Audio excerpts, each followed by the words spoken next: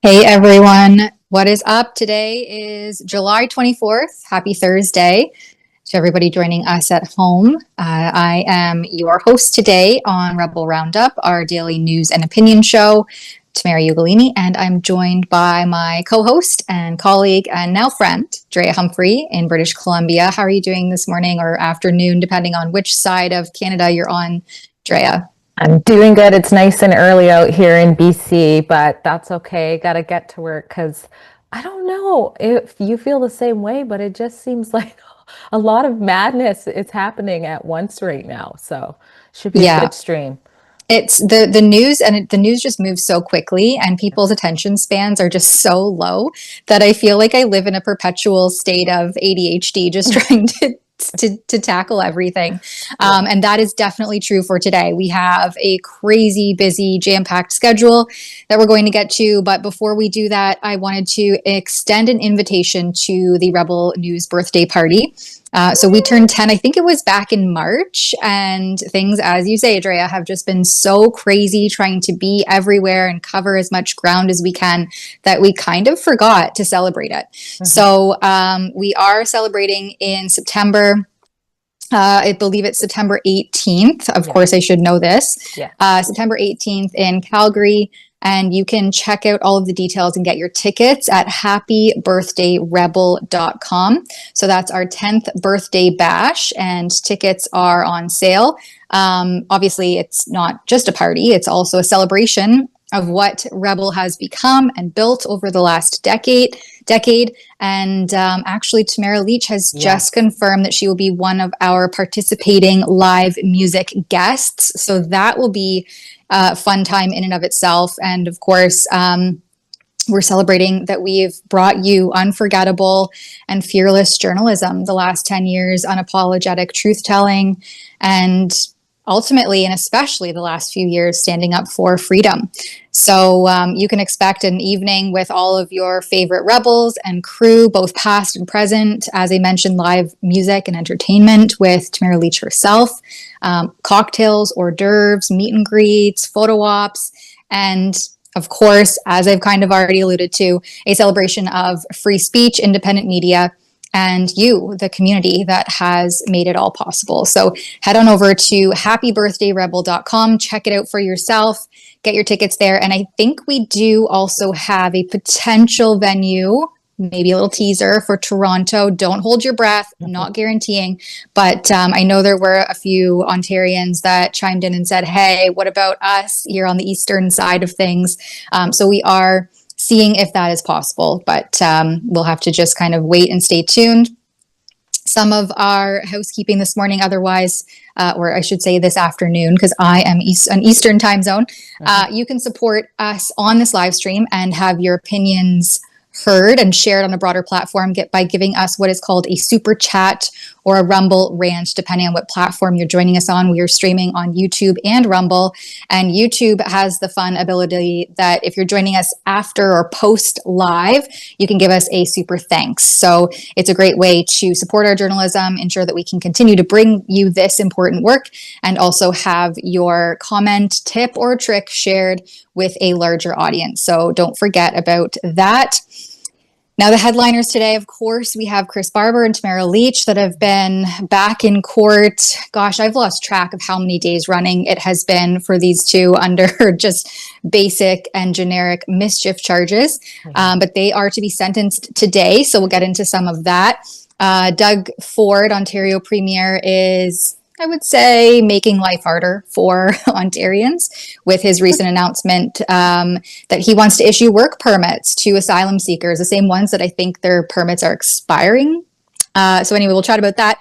And then, of course, we also had this fun tidbit where, you know, they say that a broken clock is right twice a day. So Premier Ford and Premier Smith, they stood up and called out the cull order of the ostriches in BC, which you have been reporting on extensively, Drea. So I guess first and foremost, let's get right into this Chris Barber and Tamara Leach stuff.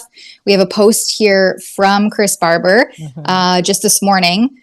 sorry, just this afternoon, where he says the unjust in this country is the government, how they locked people down throughout COVID, destroying families, destroying businesses, destroying friendships, financial futures, people's mentality, lives ruined for tyrannical power and overreach. Accountability needs to happen. And instead, what we're seeing is him on trial Yeah. for mischief, for standing up for those very things. It's like complete upside down inversion of reality stuff that we continue to face here in Canada. This is craziness. It's crazy, it's so disheartening. And to be honest, it's been hard the last couple of days to, fight what I consider to be the good fight. And I know our viewers feel the same way. And I can only imagine if I'm feeling this way just watching what's happening, how is Chris Barber and Tamara Leach feeling? To take that peaceful fight, despite what it seems like half of the country believes, and be put through the ringer in this way, made an example of such. And people in 2025, I was really disheartened yesterday. I'm kind of going a little off topic, but Alexa Laval did some streeters down there in Ottawa. And to see people in 2025 refer to Leach and Chris Barber as terrorists and white supremacists, I'm like, are you kidding me? This is still what a good chunk of Canadians believe. So he's right to call it out, and it's just very sad. Well, So depressing. it reminds me of that was the entire narrative, the political Yeah. narrative, the mainstream media narrative at the time was that these people are domestic terrorists. I mean, the words of Justin Trudeau, former prime minister, just still ring so clearly in my brain when he said, "This is a small fringe minority with unacceptable views on their way to Ottawa." And I heard those words like in real time, and I thought to myself, because we had already been hearing the rumblings and you had started, like, our coverage of that convoy started in British Columbia, I think about, I would say, like 4 to 7 days before he made those remarks. Yeah. And I thought to myself, just you wait and see, because we had already heard the rumblings. We'd been covering on the ground, been talking to the people who were coordinating all of this and heading into the town. That's our main town square, into Ottawa, our nation's capital.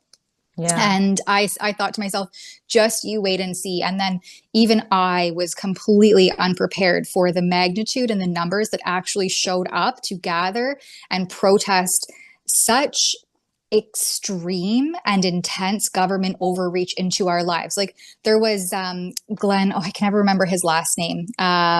He's, I believe, CBC affiliate media personality, but these people are claiming phantom honking, or even real honking at the Yeah. time, as like some sort of crime and Council to inconvenience honk. and infringement into their lives. And I'm like, do you not remember how grotesque, exaggerated, and unjustified the infringement into our everyday daily lives were Mm-hmm. during the COVID hysteria?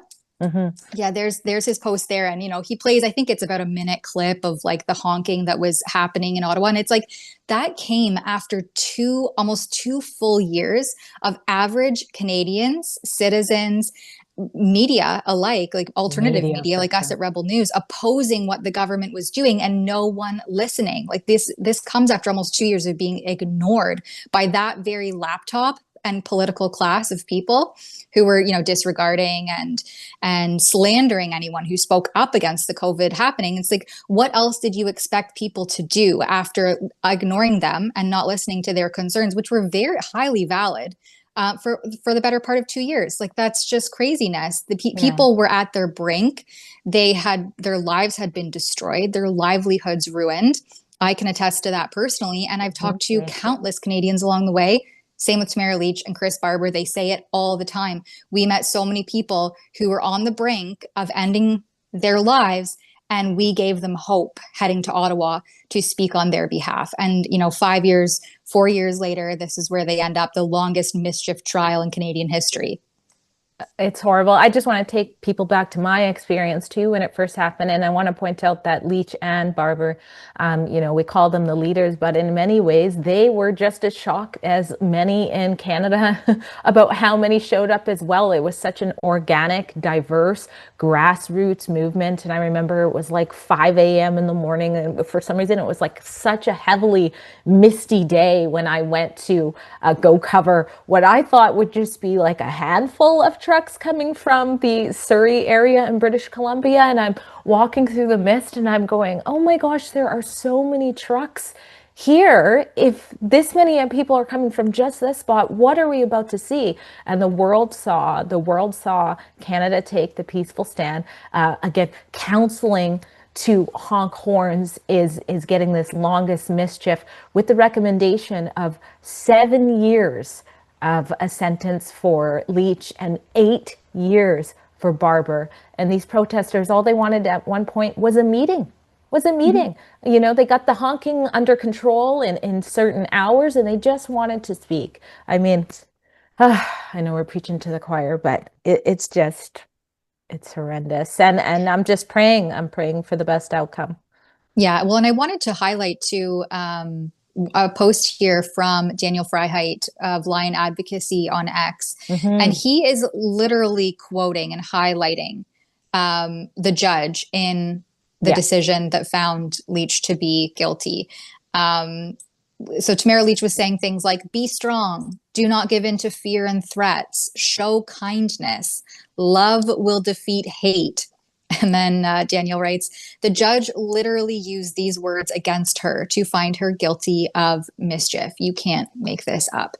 And that speaks for itself. It is so disturbing what this country has become and how the rule of law has been perverted and subverted throughout this entire process. I also want to throw to this clip.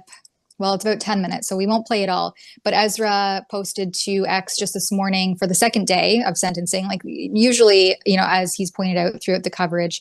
And you can find it for yourself if you'd like to support this work and see more at tamaratrial.com. But basically, like a mischief trial sentencing should have been over in 20 minutes. The fact that this has been dragged on, and I was reviewing some of Ezra's live tweeting from yesterday, and he just says the judge just keeps interrupting. The judge just keeps engaging in these musings.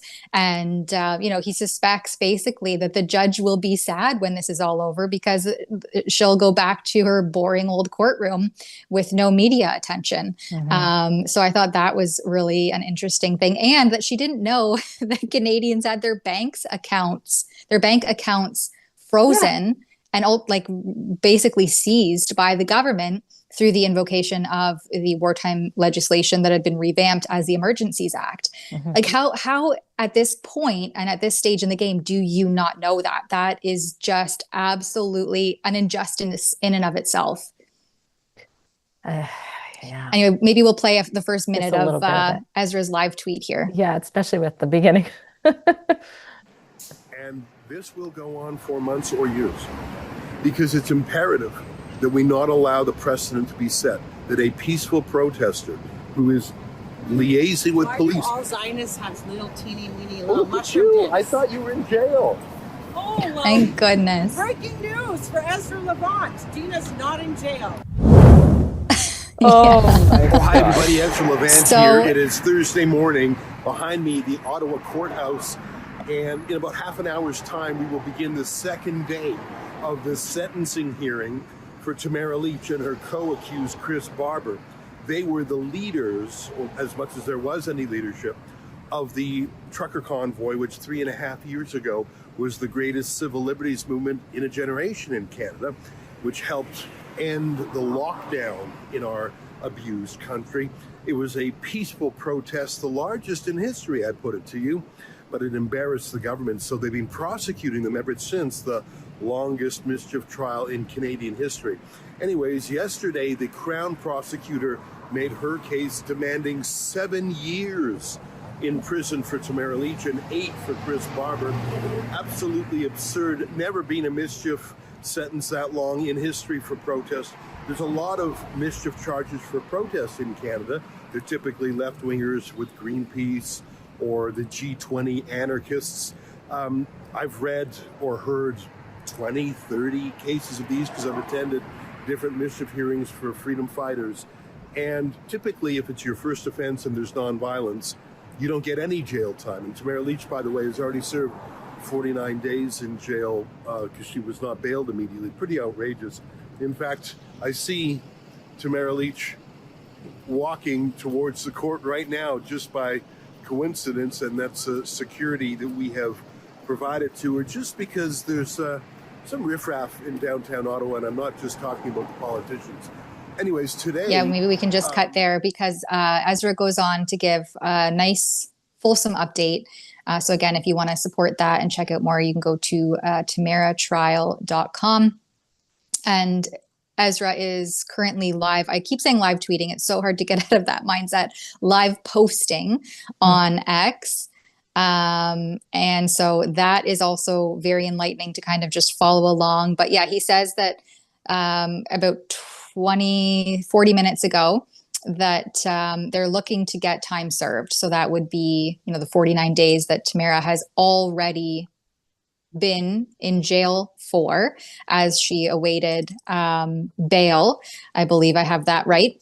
And so she would hopefully get credit for serving that time.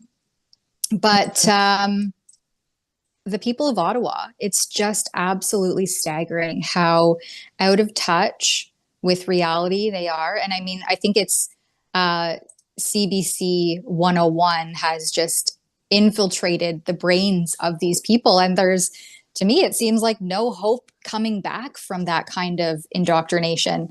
While Ezra was in the court live tweeting and covering that hearing, Alexa Lavoie, our Montreal colleague and correspondent, was in the streets talking to the people of Ottawa and asking them questions, what they thought 4 years later of the movement of the Freedom Convoy and the fact that Tamara Lich and Chris Barber are still being prosecuted for being involved in this protest. And here's what one person had to say.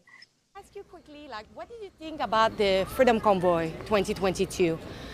The Freedom Convoy. Yeah, what did you think of it? It's kind of late in the day to be asking. I know. It was a problem. Yeah. I live around here. It was a problem. I had a lot of threats from people yelling at me for wearing a mask, people coming over in front of my house, ringing bells, yelling freedom, freedom, freedom, interfering with conversations with neighbors. Oh, freedom. Because I live across from where they were staying. Mm-hmm. So it was intrusive and it was unnecessary.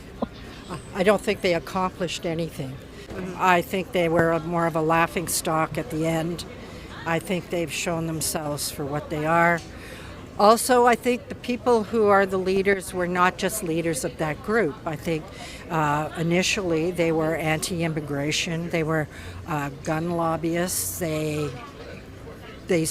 belonged to a different group than the one they portrayed themselves as being part of here. I thought we were the conspiracy And they hid theory. behind the Freedom Convoy, I think, in order to this lady sounds pass on their views about... pretty conspiratorial.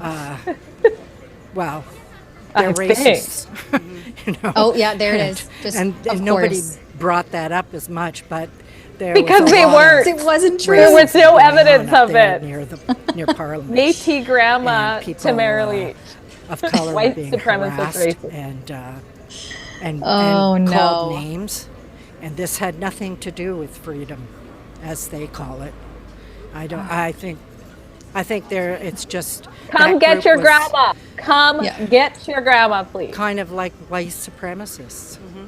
There, yeah, of course. Please, whoever is a grandma, whoever this grandma belongs to, come find her and rescue her from the depths of the CBC's underbelly, because she has been propagandized. This poor woman. Two things that really stood out to me from her remarks is that she called the convoy intrusive and unnecessary. And I would wager to say that, in fact, the government's response to, COVID-19 was intrusive and unnecessary. And that was the entire reason why the Freedom Convoy took and carried its way into Ottawa, the nation's capital. I mean, if you don't want to be subjected to protests, then maybe you shouldn't live in the nation's downtown core in the nation's capital, where quite literally and historically for like over a century, that has been the meeting place to express your political discussions, dissent, what have you. If you're not prepared for that, then maybe you should find somewhere else to live. That's just my thoughts right off the hop. And when they have nothing further to say, like you could tell she was just kind of going on a little rambling rant. It's like, oh yeah, and now I remember they were all racist white supremacists. That's it.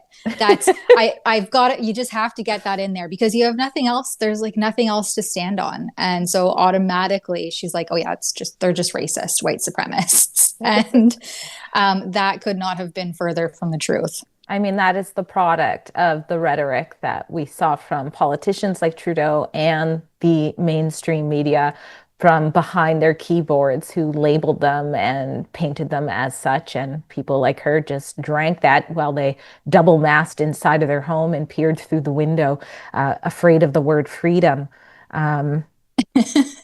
I think now's a good time to remind everybody, like these two people, you can participate in the conversation by either doing a super chat on YouTube or Rumble Rant on Rumble. And Bluebird97 donates $5. Thank you very much towards our journalism. Says, I live in Maple Ridge on the same street as the double murder suicide that occurred last night.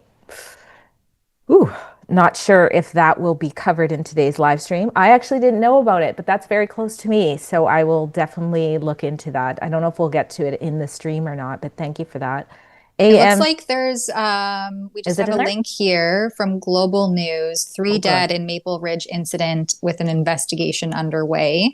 Oh my God. Also, I am likewise just learning about this. Yeah. See, that's why it's important you guys are involved because you guys do that often actually in the live streams. Tell us what's going on. So the agency said the initial investigation found that the first person appears to have died from a self-inflicted wound around 11 p.m. And then when police arrived, 2 other people were also found dead. So it seems like so the Independent Investigations Office of British Columbia is involved, which investigates police-involved incidents. So it could be that there was police involvement with those other 2 fatalities, but it looks like this is just a breaking story and there's not a lot of information out on it yet. Jeez.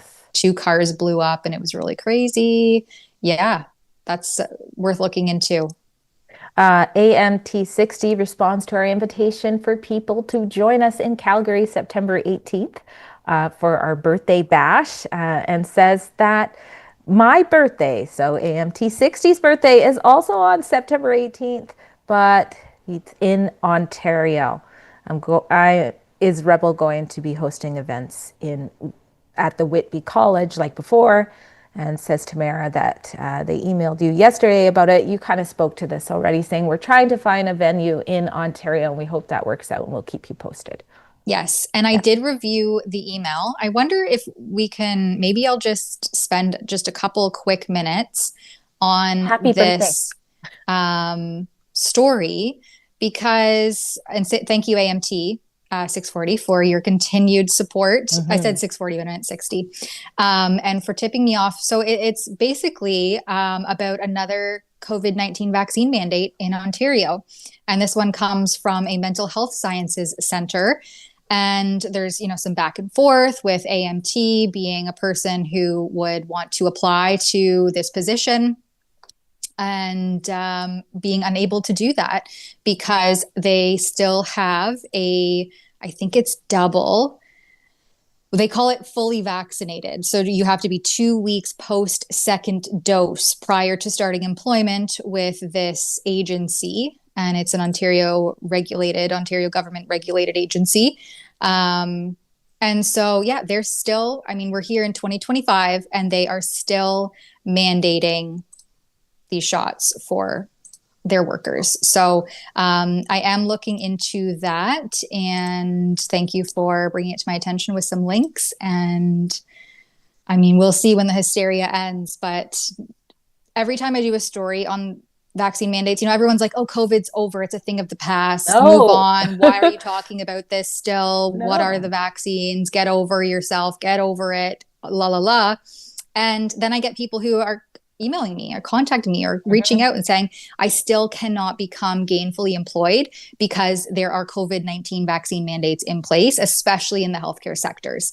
And so even our elected officials, they don't even know. My MPP, David Piccini, who was the minister of jobs and employment, he didn't even know that this was still a thing.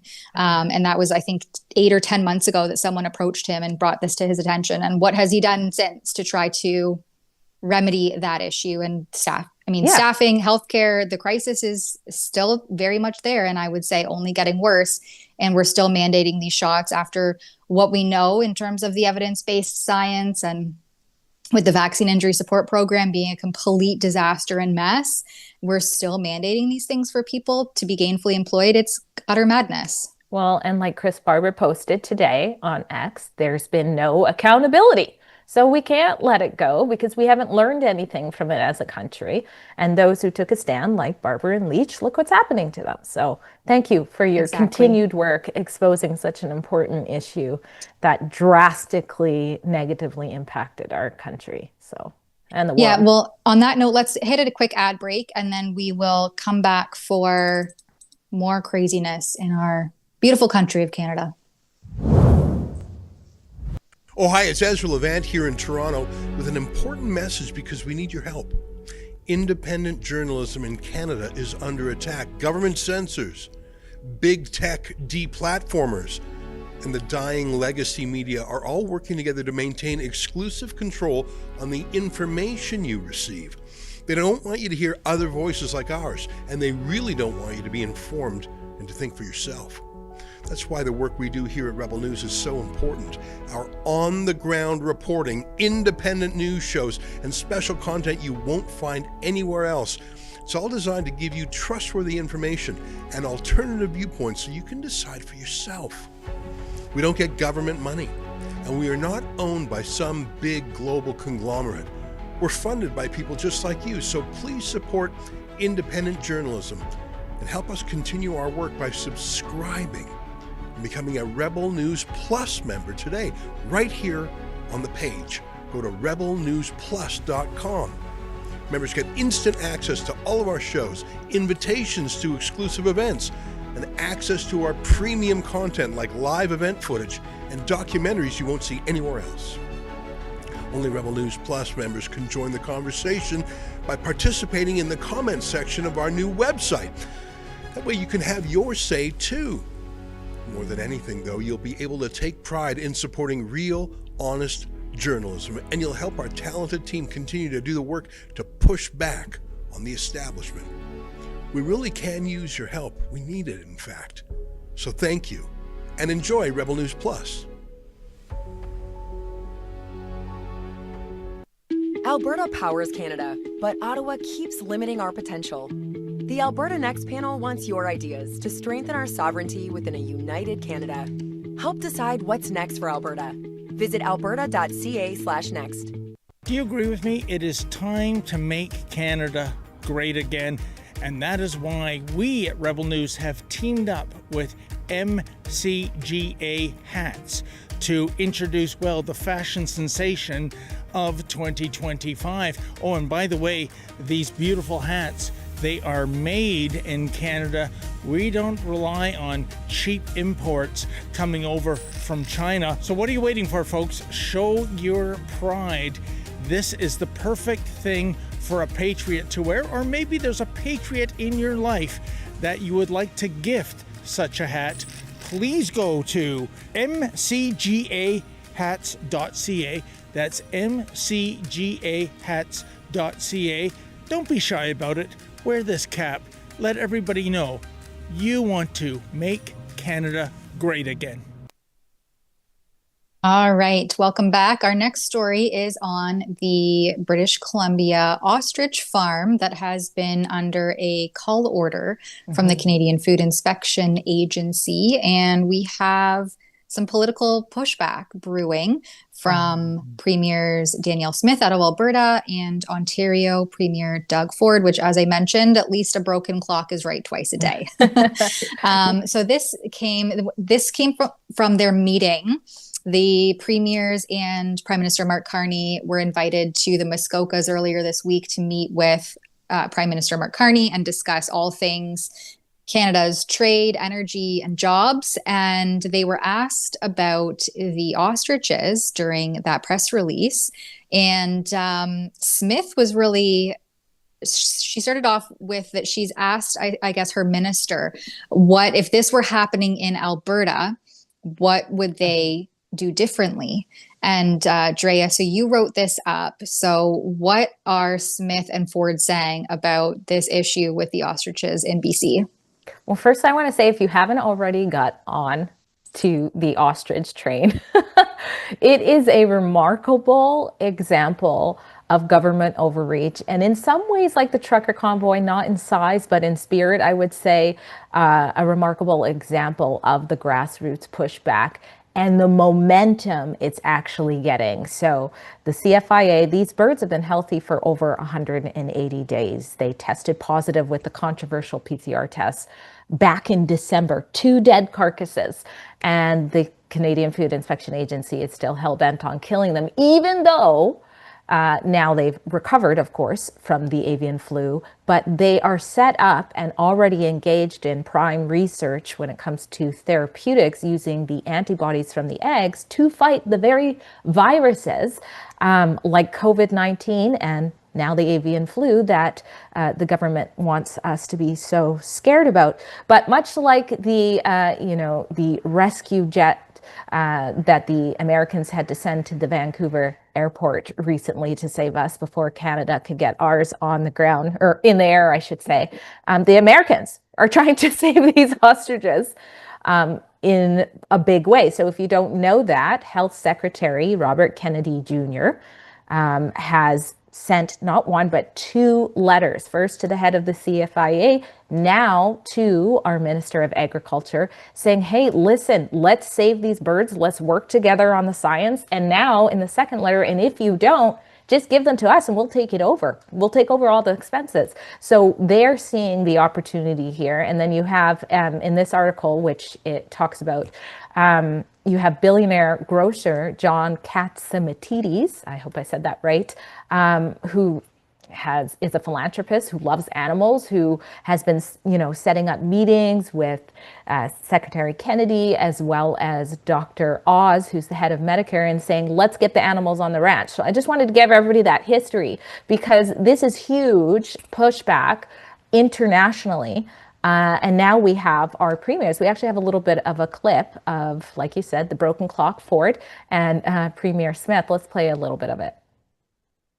Here with Politico. This question is for Smith and Ford. I was speaking with John Katzimatidis regarding the ostrich situation in BC. He had a meeting yesterday with RFK Jr.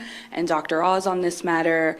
He essentially wants the PM to intervene in the case, and he said that he's spoken to both of you on this issue as well. Will you be applying pressure to the PM on this? And do either of you have any issues or any concerns about the federal government's treatment of farmers, particularly in this case? Well, I have asked my agriculture minister to look into it to see if we had a similar situation in Alberta, what would we be able to do differently? And one of the things that I think is worth looking at is when avian flu went through that herd, it did kill 20% of them, but it didn't kill 80% of them. So maybe there is something to learn from whether there's an immunity or some kind of vaccine that could be developed as a result of having that flock survive. I think that maybe we have to think about different ways to do animal husbandry and animal safety. And why not try a different approach? So I'm open-minded to see if there's any persuasion on that. I gather that the U.S. government is interested in partnering with BC if they wanted to do that. I'd be supportive of that because you can see that this case has really taken on a lot of public sentiment behind it. And if we can find a better way than doing mass culls in any situation like this, I think it's probably worth it to try to find a better way to do it. I don't know if you've got a thought. Yeah, no, I've talked to John many times about these ostriches. I'm an animal lover, full disclosure, and I want to do everything I can to help him. I think he had a plan to bring him down to Florida as well, and to a sanctuary down there. So anything John needs, I'm always there to support him. He's a good man. He cares for animals, and he puts his money where his mouth is, too, when it comes to making sure that he protects all animals. So, thank you. Anyways, it's just, I think it's fascinating because, you know, even David Eby, it's becoming nonpartisan, but yet you still have this agency fighting these farmers through now the Court of Appeal to do it. So it really is opening a wide open precedent for farming freedom. All of our reports on that and a way that you can take action in one click. Emails is at savetheostriches.com. Yeah, it's interesting that the mainstream media is now, you know, paying attention to this and being a little bit more critical, simply by even bringing it up at a press release, completely unrelated to something obviously ostrich related. So that's funny to see. And we have a post here. Well, it's becoming a trade issue somewhat. So it kind of a little bit, but yeah. And I guess the trial, the Tamara Leach trial, was actually brought up, and the judge, Ezra just posted about an hour ago, that the judge interrupted the proceedings with a mention that Tamara is helping to, quote, save the ostriches, and that there are some chuckles about that, which the judge loved. And then just the follow-up to that, Ezra says, imagine that. We're talking about whether or not a woman will be sent to prison, possibly for 7 years, but the judge is treating the court as an open mic night at the local comedy club. Yeah, it would be laughable if it wasn't so absolutely sad and abysmal that this is the state of affairs on the federal judicial level here in Canada. It's just so bad. And by the way, by helping so much, she performed on the farm. She did not counsel anybody on how to pet quarantined ostriches. So, okay, so calm down.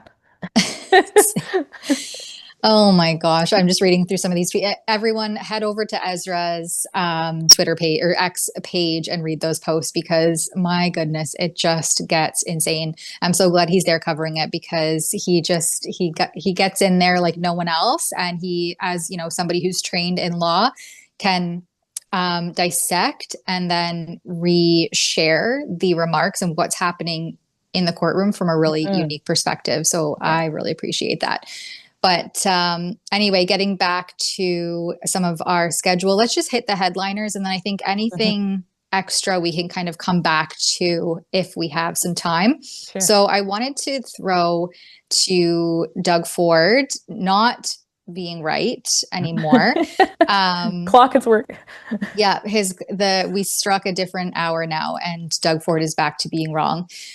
We have this clip from him announcing that hotels are filled with asylum seekers that I would say, you know, are just sucking the taxpayer trough dry. They get upwards of like $80,000 a year in subsidies and taxpayer funded relief. And also are now being funneled into our labor market through labor market assessment approvals. And so Ford speaks a little bit about this in this clip here that we have. No one understands their sectors and their labor force better than the premiers. And by no means, I want to emphasize this, it's no means the Prime Minister's, well, this is issue right now, but this has been going on for decades. I'll give you an example. I have a tremendous amount of asylum seekers that are up in Etobicoke and in the hotels. They're healthy, they're willing to work, they're hardworking people, but they're waiting over 2 years. and they're just sucking off the system nonstop. Not their fault. The fault falls under immigration, that it takes over 2 years to get a work permit. So as we're paying education, paying healthcare, paying their rent and hotels, which is exorbitant, they want to get out there and they want to be like every other Canadian. They want to find a job. They want to be able to first start off renting a condo or part of a house and then buying a house. But we're tired of waiting around. I can't wait around. It's costing our province an absolute fortune. Just last year, we were close to 100,000 asylum seekers, and I'm still waiting to get paid back from the federal government. That's one issue.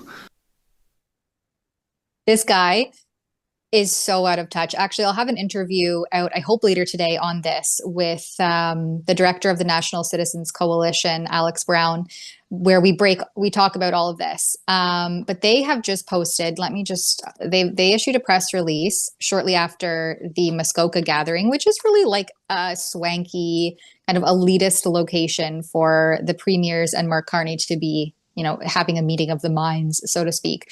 But their press release, they say immigration is still out of control, right? And Doug Ford, instead of talking about that, he's saying, no, we need to issue these people emergency work permits. This is craziness. So if you scroll down a little bit on this page, we now have 3 million temporary residents in Canada, which are straining housing, healthcare, and public services.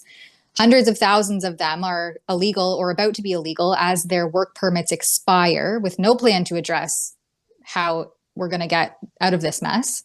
And the staggering one for me is that 1 in 88 people in Canada, this is 1 in 88 people in Canada are now asylum seekers. Wow. Overwhelming our shelter services, shelter system, food banks, and already strained and scarce resources. Many have filed fraudulent claims, including hundreds of thousands of foreign students from India. And you can just simply go into any search engine and type fraudulent claims refugees Canada, and you will find the vast array of ways and instances of this occurring. So there is a massive funneling of fraudulent asylum seeker claims in this country. The vast majority of them, I've done a couple reports on it. You would be able to find them by going to netzeroimmigration.com. That's our webpage dedicated to this kind of coverage, and a petition there calling on Mark Carney to get these immigration levels back under wraps and in control. And so the vast majority of these asylum seeking claims actually end up in the GTA, in the Greater Toronto Area. Ontario receives roughly half of all immigration that's supposed to be dispersed throughout Canada. We get more than half of that, and then they funnel right into the Greater Toronto Area, basically along the 401 corridor. Meanwhile, it is absolutely unleashed what is happening in this country and in Ontario and the GTA specifically, with this mass influx of otherwise unfettered immigration. And I think the Canadian Border Services Agency said in recent statements, that there's anywhere from 200 to 500,000 people who should be deported that they just lost track of. Like, they literally just don't know where they are.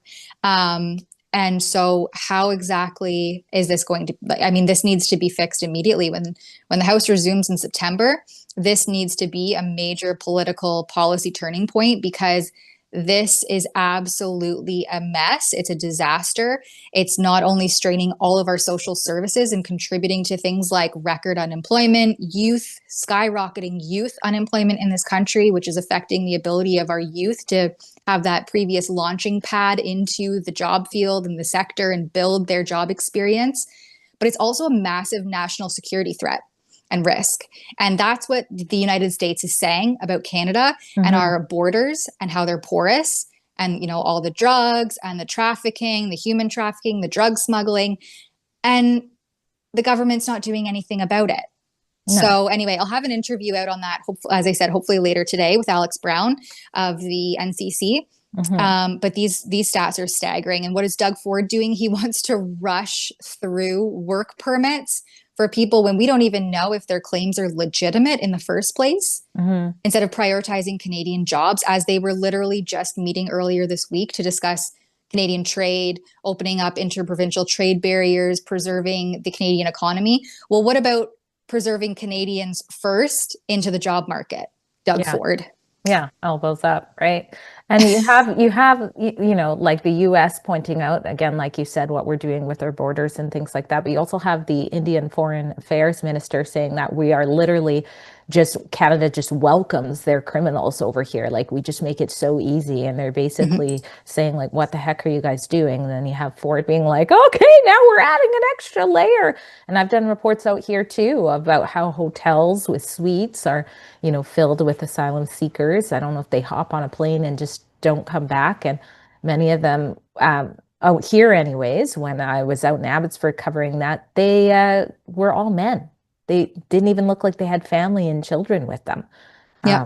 So yeah, not being the vetted. influx of single young men is very concerning. And again, I don't want to give too much away, but Alex Brown and I will chat a little bit more about that in the interview that I hope, again, will go up later today. And if you miss it, you can find it at netzeroimmigration.com. That's the website that will house all of our immigration related stories. Do we have a clip of Ford where he says that he wants to rush through these work permits for asylum claims? Yeah, I think we have a clip of that.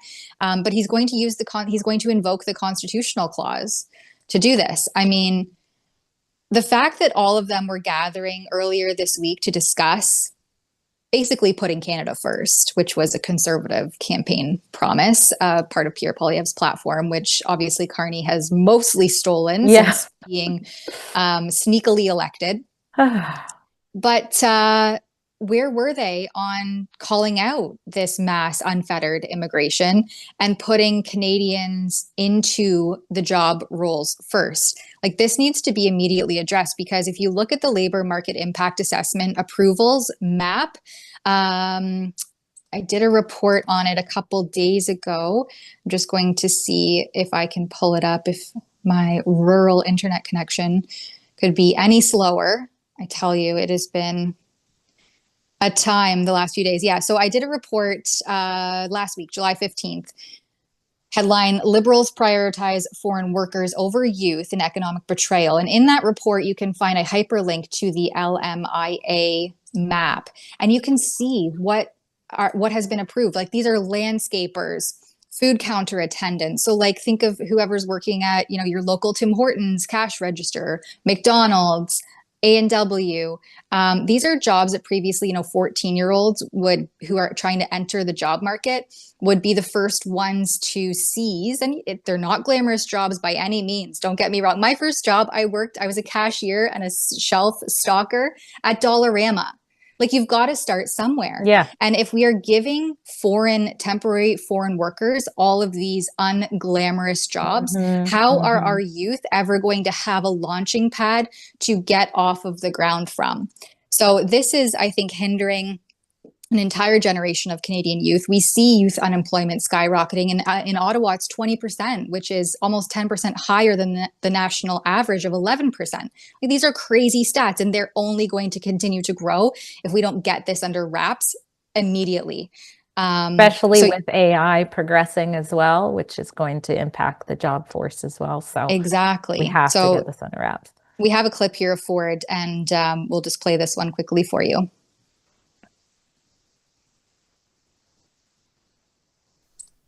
Around. I can't wait around. It's costing our province an absolute fortune. Just last year, we were close to 100,000 asylum seekers, and I'm still waiting to get paid back from the federal government. That's one issue. But there's jobs available in Ontario, and we need to give them work permits and make sure that they're out there working and contributing back to society. I'm not waiting any longer.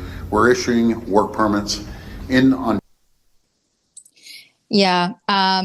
What jobs in Ontario? A lot of people are saying in response to that. And I'm not opposed. Like, absolutely. Let's get people working. Let's get them off the taxpayer trough and into the labor force, but we have to prioritize Canadian jobs first and giving Canadian youth the opportunity to have that launching pad into the workforce that all of us had growing up. So this is absolutely crazy. I've also just received word that they killed the LMIA map. So you can't even find it anymore. I have some screenshots in that report, so you can check it out and double check and source and fact check me. I love being fact checked. Always fact check me. But the LMIA map, which you used to be able to explore and change and search out various areas and search for the various jobs. Sorry, it's gone now. After that report went out, I guess they've killed it. Of course. That's unfortunate. I know. We have a super chat here from Mighty Mouse 327, gives $5. Thank you very much. I thought Norman Traversy was going to help in Tamara Leach and Chris Barber's trial. Do you know anything about that? I don't know anything about that. I haven't heard that name for a long time, actually. I don't know what Norm's up to these days. And I know he's been part of that Freedom kind of anti-Trudeau Liberal government for a while, but otherwise I don't know. I didn't hear that, and I don't know anything about it. Sissel, I think the name cuts off, but it's Sissel something, gives $10. Thanks very much. Thank you. My daily contribution to Rebel, Tamara, and Drea. Thank you very much for your support.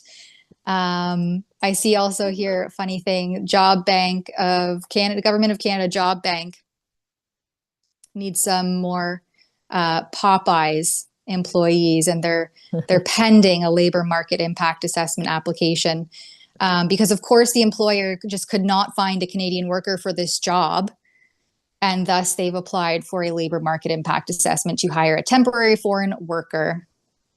And Canadian workers, including Canadian citizens and permanent residents, are still encouraged to apply.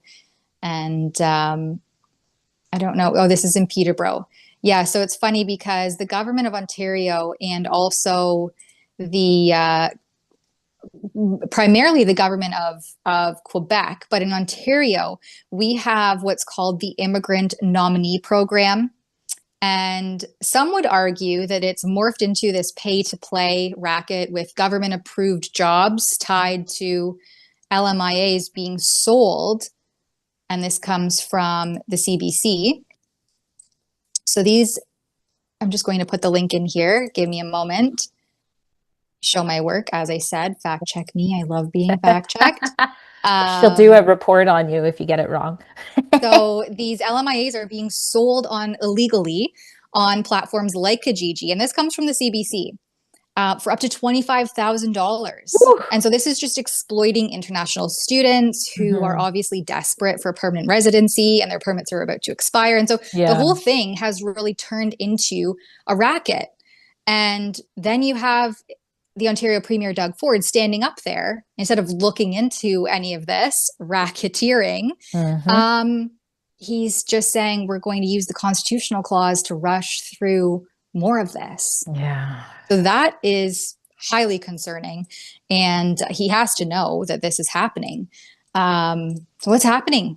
Well, just stay tuned for my interview with Alex Brown, because we're going to break down why the political class doesn't want to talk about this.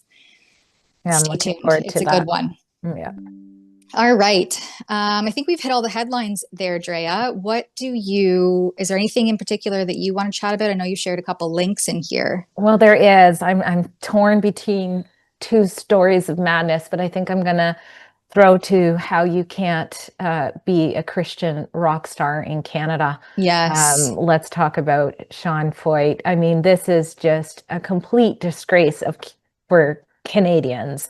In case you haven't seen it before, a Christian worship performer, Sean Foyt, from the United States, is being canceled under the excuses that he is MAGA aligned and discriminatory. And so it started with Parks Canada out east, and once they canceled that performance on public land, it's trickled into other areas out east as well. They're just doing the green light to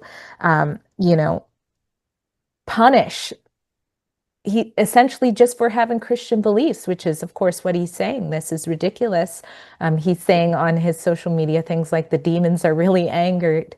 And then it's gotten to the point where, people are saying this is ridiculous. So they're allowing him on their public property, like a farmer. I believe it was in Nova Scotia. I could be getting that wrong. And then the government was trying to say that the farmer couldn't have more than 200 people on his own farm for a Christian concert to happen. This is insane. I covered Sean Foyt when he came here. I don't know if it was last year or not, but it was in Coquitlam, in front of 5,000 people. I joked online, I said, calm down when they were before the cancellation happened. And the CBC, of course, put out the rhetoric about saying he's basically transphobic, which he's not, he's just Christian. And I said that not a single blue-haired Karen was hurt, but thousands came out and it just went fine. There you can see on that one picture to the far right, just how many people were over there. So this is just, he's calling it a clear anti-Christian bias that is happening in Canada. I tend to agree. You would never see this happen with any other type of, again, peaceful, planned event that's connected to any other religion in Canada. He even performed, of course, or planned to perform in an area where a pride parade had just taken place. That's fine. A lot of people take issues with that. They think it's inappropriate for kids to be around, but you can't be a Christian rock star. So it's very concerning, and I see it's trickling over here to the west now. Kelowna, West Kelowna is, according to this article here in Castlegar News, is just developing a safety plan for him to perform out here in Kelowna, which I guess is coming up. A safety plan, like he is an actual danger or threat to Canadians, again, just for his Christian beliefs.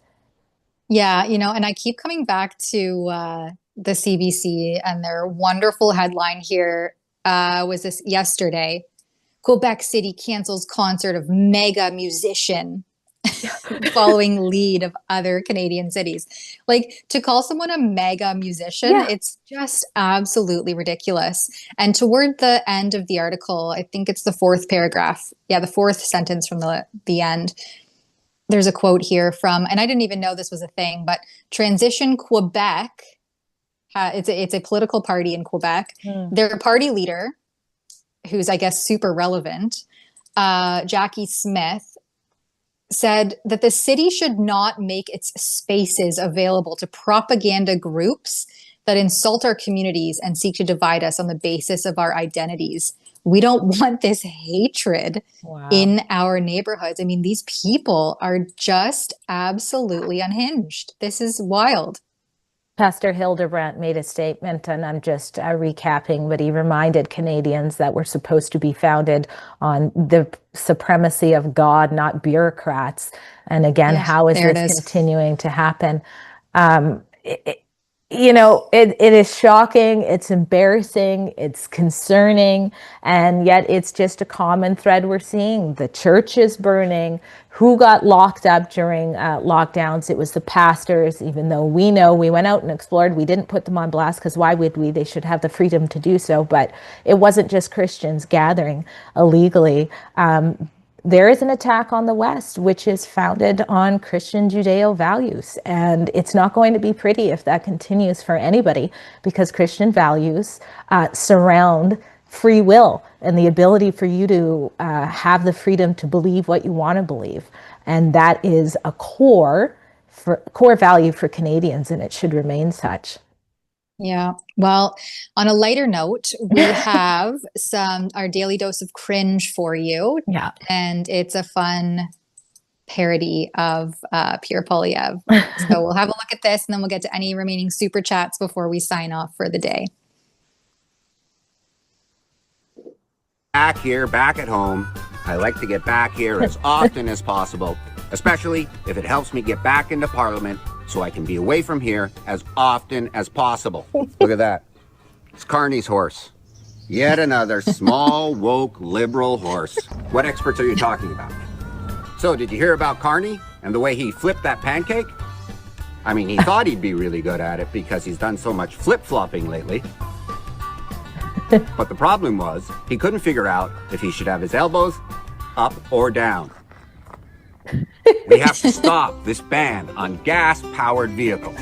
Did you fart? We're gonna get out there, back on the saddle. We're gonna do some ridings. We're gonna do some roping, wrangling, re-electing. Look at me, I'm a big boy. This is fun. There's always jobs to do, and everyone knows I love jobs. Good Canadian jobs. Oh, God. There's a spray back. Our young people want to do this stuff. Put another quarter in it. We are not gonna let Ottawa stop Canadians from going bareback. Reverse cowgirl, cowpoke quickie, long trail ride into the night, buck and bronco. These are the rights of every Canadian. The thing is, we didn't really lose the election. I mean, we had more votes than ever before. We made gains in the North Pole. We had more people drawing penises on their spoiled ballots than ever before. Really, it was quite a success. You know, it's pretty rude to eat an apple while you're talking to somebody. We need to get me back into Parliament so I can help lead Canada in the right direction. Yeah. Let's go. How do you control it? Is this the start?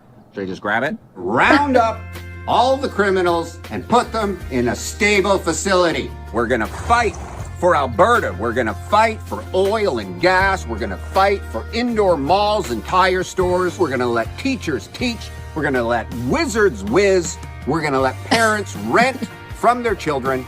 We are going to make Canada first, but I'm going to put myself just a little more first. Thank you. Thank you. Thank you. There you have it. Obviously, the Liberals are just loving this. It's Roman Danilo, I think is how you pronounce the last name. And the Liberals are like, I would pay to see this guy. I just love him. Ha ha, can't wait. But I don't see anyone, like, we're laughing about it. Yeah, we can take a joke where we don't think it's hate to, you know. Yeah, we're not out here trying to like cancel this comedian that was great. for some fun parody. I would love to see him do Mark Carney, don't get me wrong. Yeah. But yeah, we can take a joke and we don't need to cancel anybody just because they have a differing opinion than us. And no, I'd hit hatred. like on that one and do a laugh. Yeah, it's like 100%. when people make fun of me online, like I just laugh. Like sometimes people do weird things like expand my mouth to show my crooked teeth, and I'll just like retweet it sometimes. It's like you have to be able to make fun of yourself. Otherwise, what are you going to do? Crawl up in a hole and shrivel away? It's like, I want to be elite level unbothered by any of the hate that's thrown my way. And that's basically just how I live my life. So let's just do more of that, please. We have another super chat from Jay Pedersen, who gives $20. Thank you very much. The only positive result that I see coming out of the political persecution of Leach and Barber is that this will highlight to many people still deciding on independence in Alberta to move the yes. We must leave. Yeah, I mean, I think what's happening in Alberta is so interesting for the rest. I mean, obviously for everyone here in Canada, but especially for those of us who have been paying attention the last few years, who spoke up against the COVID tyranny and the regime of, safe and effective and stay home and save lives and wear your mask, even in your own home or in your car driving alone, and the theatrics of like hand sanitizing up at the podium of press releases. I remember there was one of Dina Hinshaw, and they would put their mask on and then they would sanitize their hands. And it's like, you're up there standing alone on a podium in probably an otherwise empty room because all of the media has to call in for their questions because of the stay home orders. It's like, what are you people even doing? Like, they just looked like absolute crazed lunatics. But yeah, for those of us who saw through that psychological operation, yeah, I would say that Alberta is definitely looking better and better, and we can't be low taxes. I'm here for it. Yeah. We have one, not a paid chat, but someone in the comments writes, "Thank you to the Rebel News team. I would rather watch you all than CP24 or CBC. Thank you. And we appreciate your viewership, your Thanks, support, Liz. sharing our stuff. Yeah. yeah, I think it would be nice to have more of a balance in the media landscape, who's platformed, and give CBC a run for their money, which I think we're doing pretty well, but we obviously don't have the same budget as they do to cover stories, which is just crazy. Sometimes I'm like, we do this on a shoestring budget. I literally show up places with an iPhone and a microphone Yeah. and get better stories than the CBC with their like endless resources and fancy cameras and crews. So Yeah, they're like 5 years too late. yeah. Anyway. All right. I think that just about covers our show. And thanks, Drea, for hopping in today. For Sheila, she had some other commitments, and Sheila is just the craziest workhorse in the best way possible. I mean that. But it's good for her to be able to take a moment and spend some time with her family when she needs to. So thanks for filling in for Sheila. And I believe Sheila will be back tomorrow. And I think you will be as well for Fridays. Actually, no, it's you and David, isn't it? I'm not sure, but it's I'm getting my days mixed up. Me and someone. You and someone tomorrow. So same time, same place, different day. From 1 to 2 p.m. Eastern, you can join our Rebel Roundup. Thank you to everybody who joined us, who supported us, who watched, listened, and shared. Thanks to everybody who made sure that everything ran smoothly. There is a whole team behind us that makes sure you have the links available and the words are there, and pulling things up on screen as we kind of go off topic and source other things. So thanks to everyone for that. And we'll see you all again tomorrow. So in the meantime, hold on to your thinking caps because you certainly need them. Take care, guys.